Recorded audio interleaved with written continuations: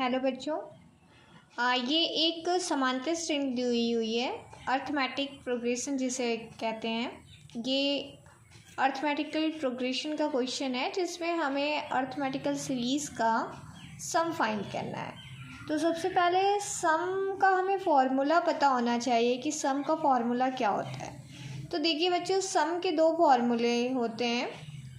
First formula है SN=n/2 2a plus n-1 into D. एक तो ये फार्मूला आपके पास है, और जो दूसरा फार्मूला है वो होता है SN=n/2 a प्लस l। अब ये फार्मूला हम कब यूज़ करते हैं? अगर आपको लास्ट टर्म दिया होता है तो हम सेकंड वाला फार्मूला यूज़ करते हैं, और अगर हमें लास्ट टर्म नहीं पता होता है कि सीरीज़ का लास्ट टर्म क्या है तो उस केस में हम लोग फर्स्ट फार्मूला यूज़ करते हैं।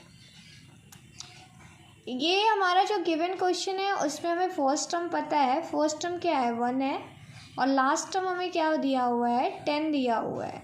तो इसलिए हम फार्मूला सेकंड इस क्वेश्चन में ईज़िली रख के सॉल्व कर सकते हैं।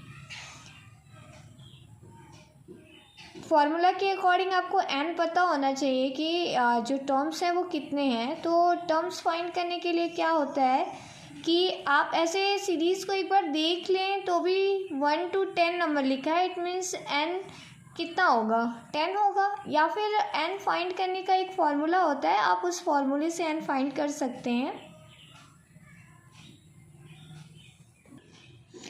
n फाइंड करने का एक फार्मूला होता है TN=a plus n-1 into D. TN अगर आपको लास्ट टर्म दिया है तो TN की जगह आप L भी यूज़ कर सकते हैं।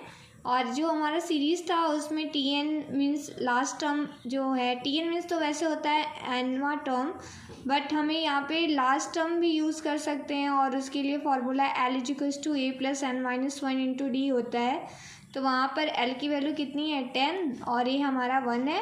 हमें n नहीं पता तो n को एज इट इज़ रहने देते हैं, और d की वैल्यू हमने पहले ही फाइंड की थी, 1 था, और यहाँ से 10 हो गया। ये 1 जो है उस साइड जाएगा तो 10-1, और यहाँ से 1 में अगर n-1 से मल्टीप्लाई होगा तो n-1, ये 1 उस साइड चला जाएगा तो 10-1 9, 1 उस साइड जाने पर +1 हो गया, 9 और 1 10 हो गया। आप यहाँ से भी n की वैल्यू फाइंड कर लेते हैं, तो n की वैल्यू कितनी है? 10। अब इस n की वैल्यू को आप जो फार्मूला SN का दिया हुआ था अगर आप उसमें रख लेते हैं तो ईज़िली आप क्वेश्चन सॉल्व कर लेंगे।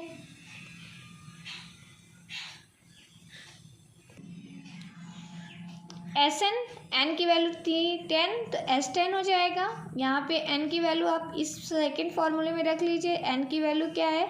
10, और अपॉन 2 a की वैल्यू 1, और l आपको पता है लास्ट टर्म, तो 10 और 1 कितना हो गया? 11, और 2 से अगर 10 को डिवाइड किया तो 5 इंटू 11 55।